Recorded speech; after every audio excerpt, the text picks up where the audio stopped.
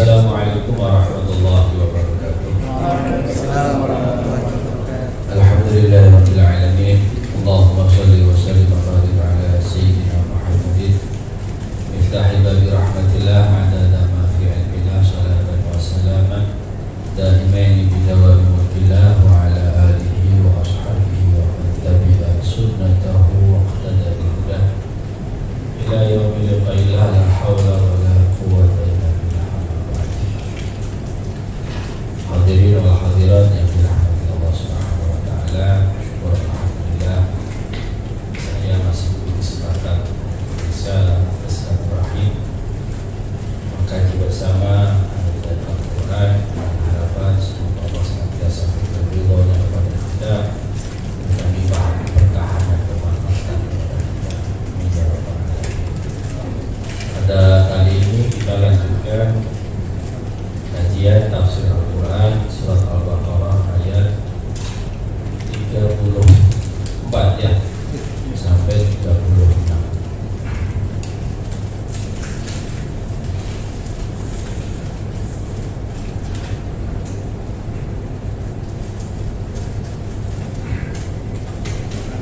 Jadi saya jelaskan hanya sekilas poin-poin utama yang bisa saya tangkap dari makna umum dari ayat-ayat ini. Ada 4 ayat, 34 sampai 37, 38, 37.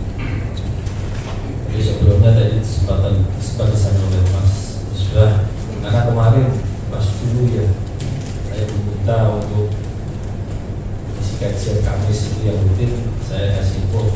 Namun saya itu malah masih waktu subuh kalau nggak salah. Di sana. Ya, di sana itu waktu subuh. Saya sedang persiapan untuk jamarat akobah yang terakhir nafasani. Masih di pelataran Mina itu jamarat. Ini masih jam berapa? Pokoknya kalau di lokasi di sana itu saya masih menunggu waktu subuh. Jadi enggak ya tengah malam masih. Iya. Tengah malam. Saya mau di sini nggak bisa dan baru pulang kemarin awal Juni.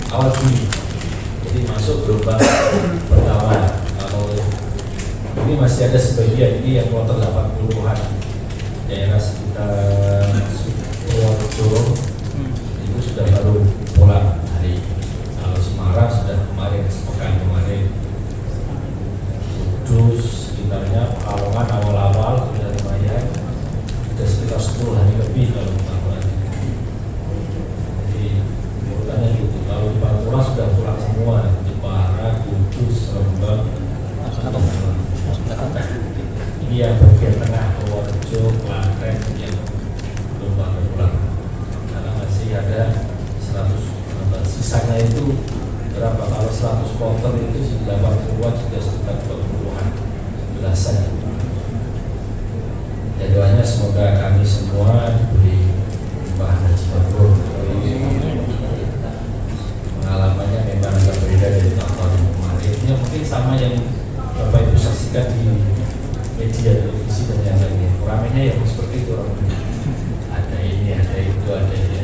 Tapi insya Allah alhamdulillah terkait dengan pelaksanaan dan pelayanan ibadah tidak terganggu secara signifikan. Yang dikhawatirkan cuma kapasitas di Arafah dan di Musdalifah, tapi alhamdulillah terselesaikan. Pun itu jadi PR bersama oleh Arab Saudi sebagai penyelenggara utama. Namanya jamaah yang dan Bapak Ibu pernah lihat ya di TikTok atau di media yang jamaah Arafah tercecer di mana-mana ya. Tapi insya Allah itu bukan jamaah Indonesia. Rata-rata jamaah dari Mesir Pak. Dan itu jamaah yang memang tidak memiliki fasilitas bisa ziarah non haji, non visa haji. Wajar, karena dia itu berjalan dari Arafah sampai Mina itu 15 menit. Ya kan kalau nggak ada yang merawat ya kolek. Kalau jamaah Indonesia yang meninggal itu rata-rata karena faktor sepuh, faktor sakit. Itu kalau nggak di rumah sakit, ya di makan, di hotel. Jarang ada info ya di jalan-jalan itu ada 1-2 lah. Saya kira itu pengalaman haji di tahun 2000. Dan itu semua karena orang-orang Saudi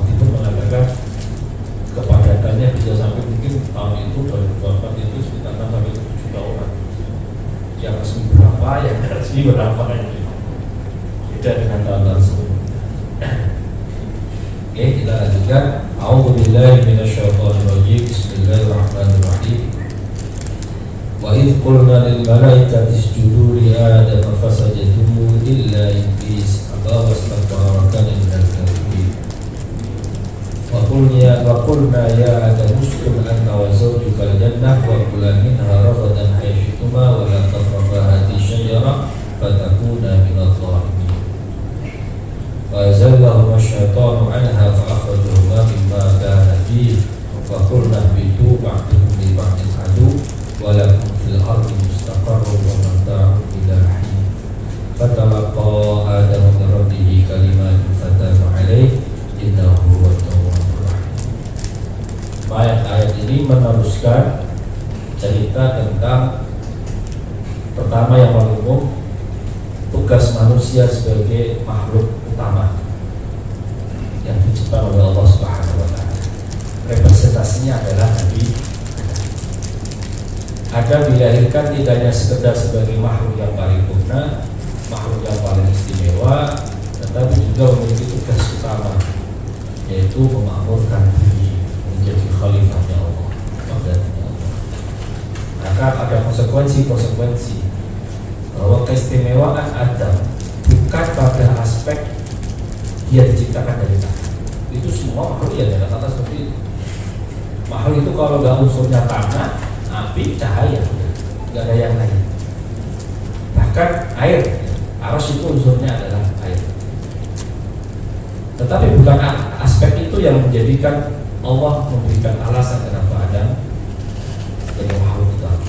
Alasan utama manusia diciptakan sebagai makhluk yang paling utama adalah karena menerima pengetahuan dari Allah. Dan wa'allama Adam al-asma' Allah mengajari nama-nama dan seterusnya. Nah, konsekuensi dari keutamaan dan kemuliaan manusia itulah kemudian muncul ayat 34. Wa idh qulna lil malaikati isjudu li Adam. Dan ketika kami berfirman kepada para malaikat, sujudlah kamu sekian malaikat kepada Adam. Fasajadu, maka mereka bersujud. Illa iblis. Saya terjemahkan tetapi iblis. Kalau di jenengan cek terjemah itu rata-rata terjemahnya adalah kecuali.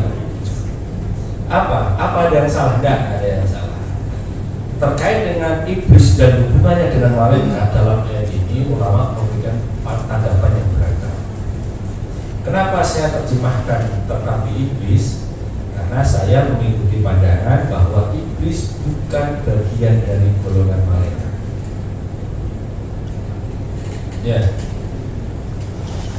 Kalau saya terjemahkan kecuali iblis, itu seakan-akan memberikan makna bahwa iblis bagian dari malaikat.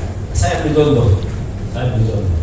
Ketika di sini semuanya datang kecuali si A, apakah si A itu bagian dari semua atau tidak? Bagian dari semua atau tidak? Bagian dari semua itu. Semua datang tetapi guru tidak datang. Apakah guru bagian dari semua datang itu?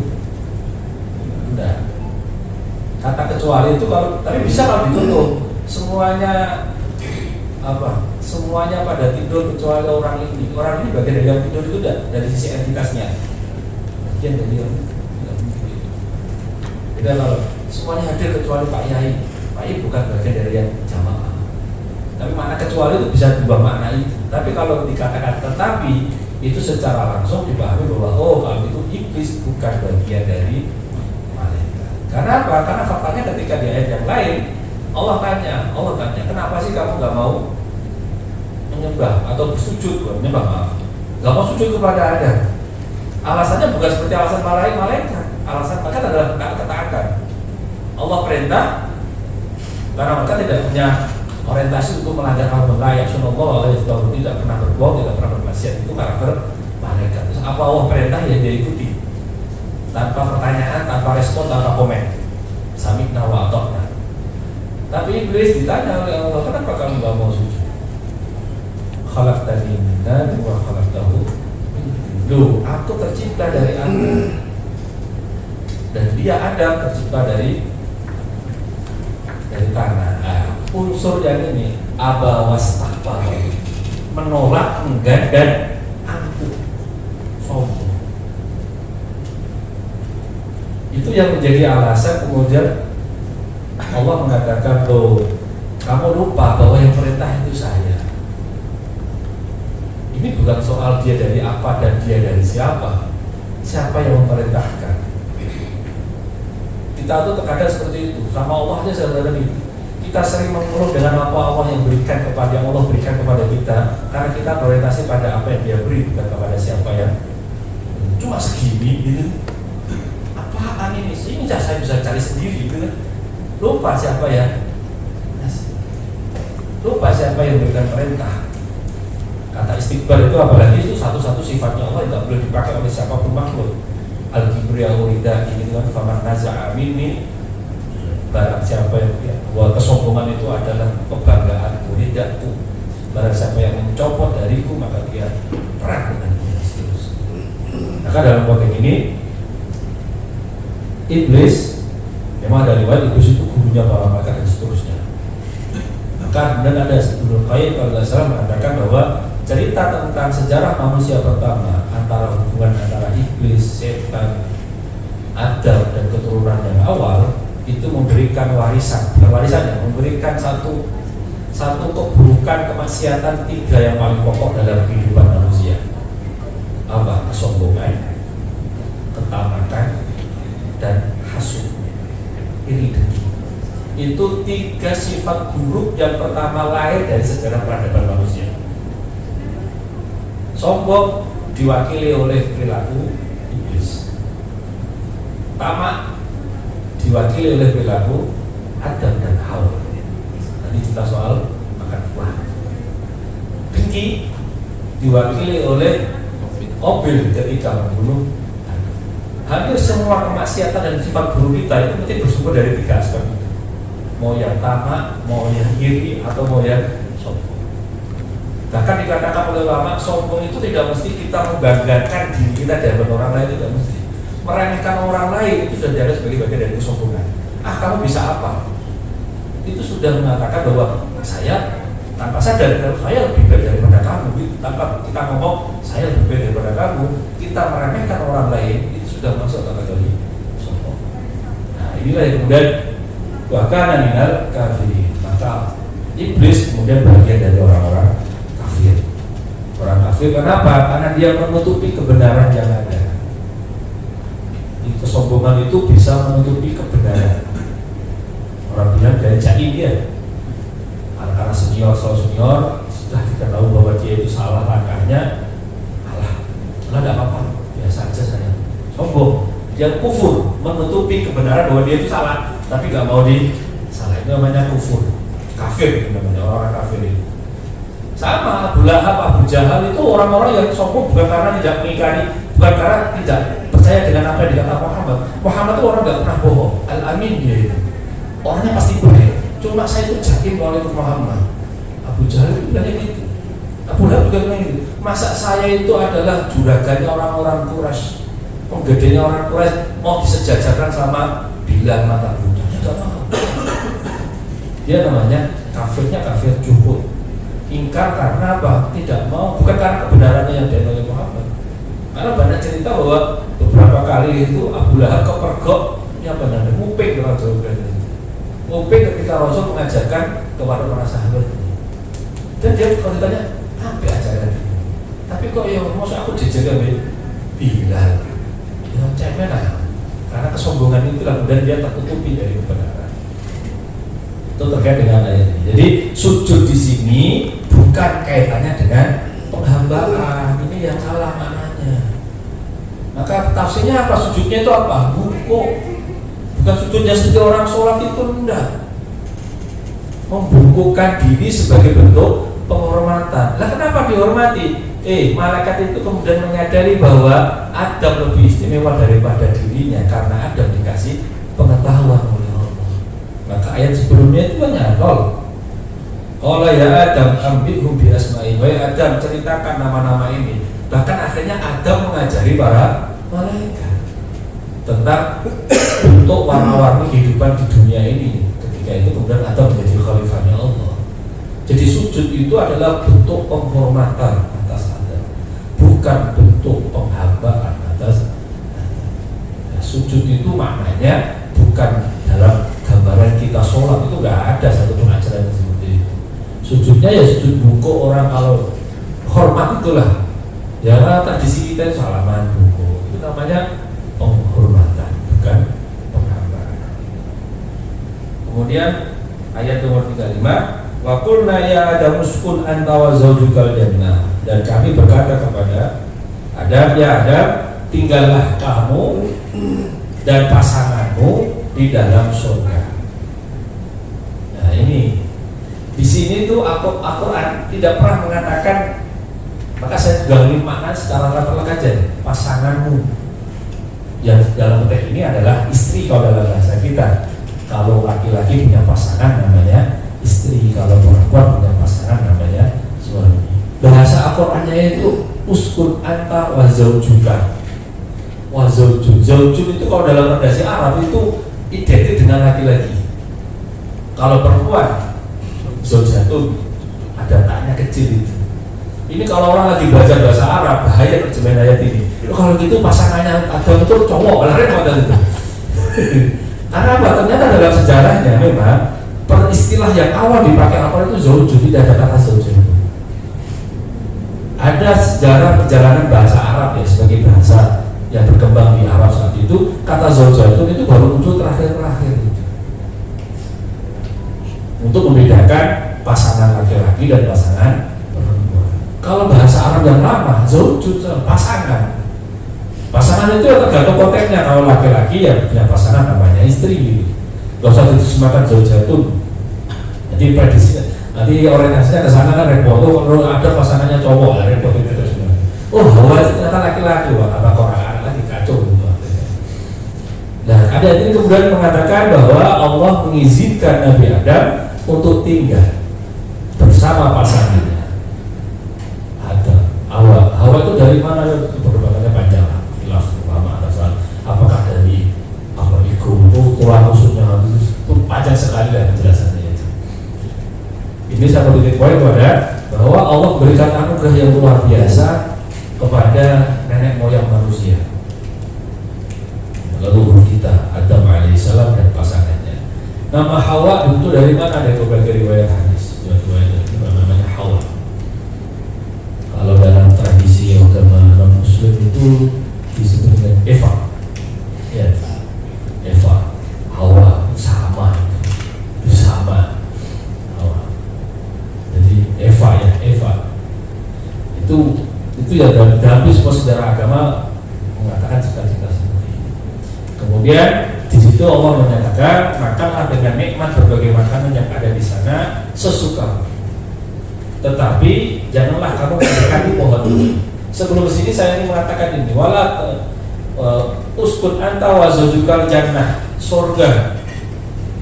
Surga yang mana? Ulama berbeda. Yang masyhur, yang populer, yang kita terima dari beberapa tafsir, bahwa ya surga yang nanti kita akan tinggali nanti itu sudah pernah ditinggali oleh Nabiullah Adam alaihissalam. Maka konteksnya pulang, bukan pergi. Maka kemudian inna lillahi wa inna ilaihi raji'un. Jadi orang tua kita itu mantan penghuni surga. Jadi kalau kita nanti kok pulangnya ke neraka, itu salah rumah itu. Salah rumah itu, rumahnya siapa itu? Rumah kita itu. Kok kesana tuh kamu ikut siapa itu? Jadi di mana kita bukan Adam gitu. Di mana kita setan atau gitu situ. Jadi konsepnya inna lillahi wa inna ilaihi raji'un. Kita itu pulang, bukan pergi. Ini yang kita sedang pergi. Keluyuran gak jelas ini dunia. Untuk Allah kasih bekal apa? Al-Quran, kasih bekal hidayah. Itu bakal balik kasih bekal. Bisa pulang baik kira-kira. Itu aja. Sudah dikasih bekal aja supaya mampir gak berat-berat itu. Maka konsepnya itu. Ada yang mengatakan dalam tafsir yang lain, ada yang mengatakan dan surganya ada di bumi. Allah ciptakan satu tempat di bumi yang indah, yang di situ Allah berikan semua fasilitas kenikmatan, pohon-pohon yang berbuah dengan lebat dan enak-enak, untuk menggambarkan tentang kemuliaan Adam sebagai calon khalifah di Kemudian, tapi Allah kasih syarat, wala taqraba hadis saja. Jangan sekali-kali dekati pohon ini. Nanti kamu termasuk orang yang zalim. Nah, ini bisa ambil hikmah dari sekian kenikmatan yang Allah berikan di surga itu, hanya satu yang dilarang. Jadi janjinya ini, urip itu enak. Antara apa yang dilarang dengan apa yang dibolehkan lebih banyak yang benar dah. Ya kan? Tapi kenapa kita suka pusing untuk cari-cari yang dilarang itu apa ini? Coba dari sekian yang dilarang oleh Allah dengan yang dibolehkan paling banyak yang mana? Boleh, karena kaedahnya orang, bahkan ulama sufi juga mengatakan al aslu fil asya al ibahah. Semua hal itu dibolehkan kecuali ada tanda-tanda yang memang diharamkan oleh Allah. Jadi seharusnya kalau di orang-orang kampus itu, seharusnya yang dilabeli itu seharusnya yang haram bukan yang halal. Yang dilabeli seharusnya yang haram. Oh yang halal ngapain? Gak usah dilabeli, gak usah buat mie ayam dilabeli butuh dah. Orang malu mie ayam itu halal kan? Seharusnya yang dibutuh dilabeli, yang butuh kasih dek itu yang haram. Ya orang hati-hati, coba. Karena yang sedikit itu yang dikasih tanda. Masuk yang banyak dikasih tanda kan juga mungkin. Nah itu gambaran kalau konsepnya seperti ini. Tapi beda dengan urusan ibadah. Ibadah itu asas dasarnya haram. Karena ibadah itu kalau dari sisi amalia, coba kewajiban kita beribadah kepada Allah yang sifatnya haram, dalam artian ada aturan yang rigid, itu sedikit atau banyak? Sedikit. Sholat itu hanya 5 kali. Aturannya jelas, tidak bisa diubah. Selain itu, bersedekah, berderma, berbuat baik kepada orang lain, aturan-aturan itu boleh semua dengan cara apapun. Zakat dibatasi, tapi kalau sedekah unlimited. Maka kalau orang pintar tapi agak nakal itu pintar dia. Dia kalau pas musim mau kena haul, 1 tahun mau zakat wajib, dia sedekahkan itu. Alasannya kalau hanya zakat itu hanya 2,5%, kalau saya sedekah bisa 10%, oke lah apa-apa. Alasannya itu, tapi dia biar nggak kena zakat katanya. Karena juga aneh juga, karena zakat terbatas, tapi kalau sedekah tidak terbatas. Nah, kenapa dikatakan orang zalim? Karena apa? Karena Nabi Adam dan Siti Hawa melanggar aturan dan berisiko kepada dirinya sendiri. Zalim itu menempatkan sesuatu bukan pada porsinya. Porsinya kan Allah ada jelas. Nikmati semua yang aku berikan di surga ini, jangan dekati pohon ini. Tapi yang namanya manusia itu punya watak yang namanya curiga, punya dorongan manusia itu, punya fitrah. Fitrah itu adalah dorongan untuk ingin mengetahui sesuatu. Coba anak kecil kalau kamu jangan ke sana ya, ke sana apa enggak? Malah ke sana nih, karena penasaran. Maka ketika Allah mengatakan wala taqraba hadhihi sajarah, setan itu punya potensi. Oh, saya punya celah ini. Karena apa? Sekali lagi, Adam itu dikasih ilmu. Ilmu itu salah satu set efeknya, dampaknya adalah kecurigaan ya. Orang alim kan curiga. Jangan-jangan. Itu bagian dari naluriah ilmu itu seperti itu. Nah, ada mungkin juga pas-pas setan dimanfaatkan untuk kesana. Kemudian digodalah dalam surat Al-Araf cerita soal ini. Digodalah itu sampai setan berjanji atas nama Allah. Loh, kamu tahu udah alasan kenapa Allah melarang kamu dekati pohon ini? Apa? Biar kamu itu lama menetap. Kamu nanti khalifah. Kalau khalifah diturunkan di bumi, gak di sini. Kalau kamu makan buah ini, kamu akan menjadi abadi. Yang oleh orang awam dikatakan buah khuldi. Artinya keabadian. Nah, ya masuk akal juga itu. Nah, karena saya pengen abadi di sini kok. Akhirnya dia makan. Bahkan tanpa sadar dengan makan itu malah dia gak abadi. Kenapa? Was-was dari setan. Nah, disinilah kemudian ada makna hikmah di sini. Kenapa dikatakan la taqraba hadhihi? Ternyata di Quran itu kalau ada larangan-larangan agama yang sifatnya serius dengan risiko-risiko tinggi, itu pasti anjurannya adalah jangan dekati. La taqraba zina. Ya, la taqraba malal yatim illa billati hiya ahsan, al-ayat. Karena risikonya besar, maka sampai mendekati saja tidak boleh. Tapi kalau hanya sekedar urusan yang langsung to the point itu biasanya la tusyrik billah, jelas objeknya langsung jangan syirik. Tapi kalau ada la taqrabu, jangan dekati sesuatu kesalahan atau kemaksiatan, itu biasanya turunannya lebih parah lagi terus. Mbak zina itu bisa kemana-mana cerita, bisa soal generasi, bisa soal kemana-mana, bisa soal hifdzun nafas, hifdzun nasl, menjaga regenerasi, menjaga jiwa dan seterusnya, merusakkan generasi dan seterusnya. Mal yatim, harta yatim itu juga risikonya besar sekali. Tapi kalau yang lainnya biasanya langsung la taqulu amwalakum bil batil, langsung objeknya ya tembak. Tapi ini enggak. Karena apa? Risikonya itu apa namanya ya? Snowball ya sifatnya. Turunannya banyak ini. Faktanya kan kemudian ada dilemparkan, dia dijauhkan, dikeluarkan dari surga itu, sampai kemudian kita yang menikmati musibah dan segala ujian di bumi ini dan seterusnya. Karena sebenarnya bisa. Meskipun sekali lagi itu skenario-nya Allah juga. Nanti ada alasan kan dari skenario kenapa seperti ini. Nah ini soal pilihan dan seterusnya. Ayat nomor 36, maaf. Kemudian fa'azallahu masyaitanu anha fa'akhrajahuma mimma kana fi. Nah ini fa'azallahu, kemudian setan memperdayakan atau menggelincirkan keduanya dari surga sehingga keduanya dikeluarkan dari segala kenikmatan ketika keduanya di sana di surga. Mimma kana fi. Coba pahami redaksi cerita Allah. Pertama yang gak mau sujud siapa? Iblis. Tapi yang mengganggu siapa? Quran membuat redaksi yang berbeda.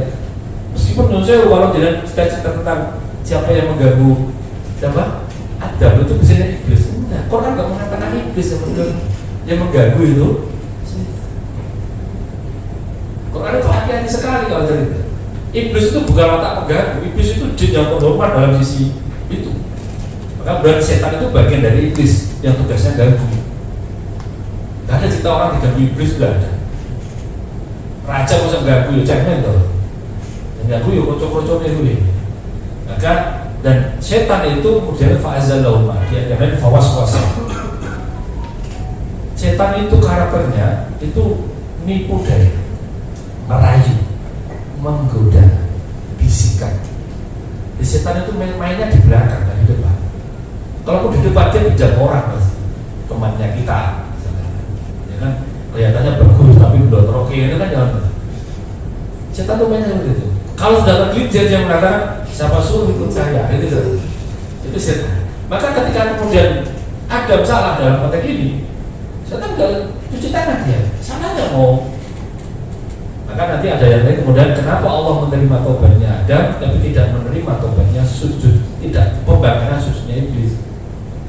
Karena apa? Karena Adam ketika melakukan kesalahan itu bukan karena kesadaran dan inisiatif, tapi karena rayuan dan tipu, bukan karena sadar melakukan kesalahan.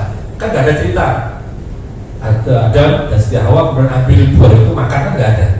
Dia gak tahu sadar bahwa ini dilarang, tapi dirayu oleh ada pembelaan terhadap dirinya, ada bahwa aku gak sengaja, aku dirayu, aku khilaf.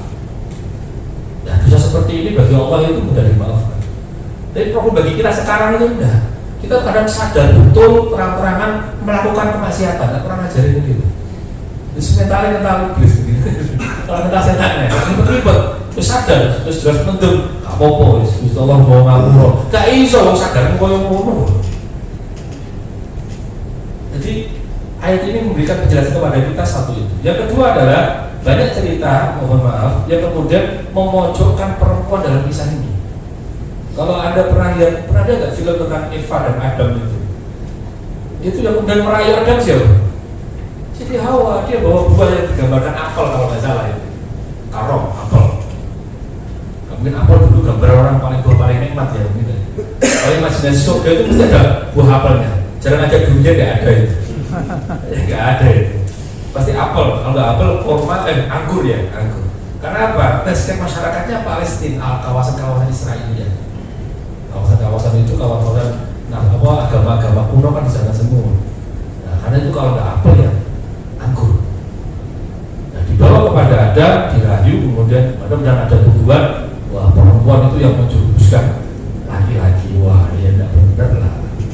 Ini jelas yang menjerumuskan keduanya itu adalah setan. Dan nggak Siti Hawa nggak punya kemudian berdosa warisan, itu tidak ada. Nah, jadi ingat Bang.